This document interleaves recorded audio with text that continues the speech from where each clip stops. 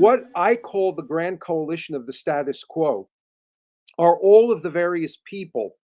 that really don't want to step back and examine what it is that they do, and who are encouraged and led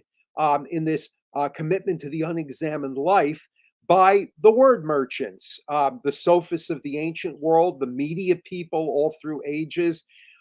various people who are opinion formers who betray what it is that they really ought to do in order to get the immediate fruits of an unexamined existence as well, and who, as Plato say, have a knack for being able to lead people who don't want to examine business as usual,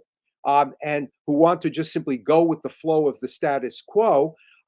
It's all of these who form together a coalition. And then in moving forward into Christian times, the reason why this grand coalition of the status quo, led by whoever the word merchants of the age may be, are more angry with Christianity than they even were with the work of the Socratics, is because the Christians have the capability of being able to present their argument in a way that is able to popularize it in a fashion that the Socratics really found that they could not do with the same kind of verve. They're able to popularize it, and they also have this organization. It's sad to use the term organization in this respect, but the mystical body of Christ, which overcomes some of the problems that Plato himself identifies in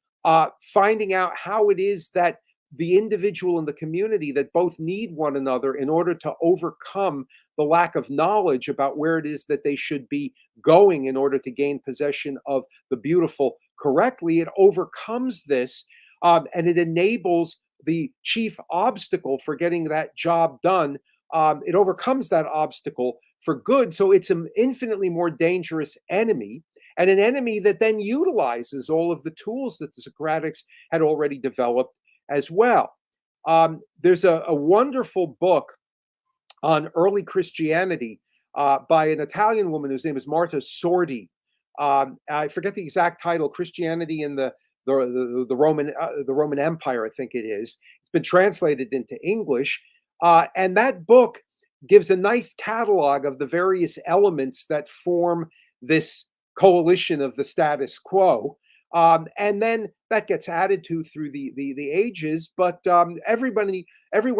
who has ever dealt with the difficulties of trying to awaken people to stepping back and judging what it is that they do, it can add perhaps his own categories of people who form part of this group. Yeah, this reminds me of one of my friends who convert to Catholicism, who one of the proofs of Catholicism for him was the fact that he would look at all sorts of different sectors of society and religions that were all disagree with each other really on basic fundamentals, but they all agreed on one thing, and that's that they hate the Roman Catholic Church. And then he thought, wow, that seems kind of interesting. And it certainly seems that like this historical proof that one can see that there is a grand coalition of status quo seem to indicate that there is really a conspiracy of the fallen angels, and they're just pulling these puppets, these various puppets. Like we've got the globalists today, and we've got all sorts of different enemies within the church, all these different people, and the demons are just puppeteering all these different coalition members.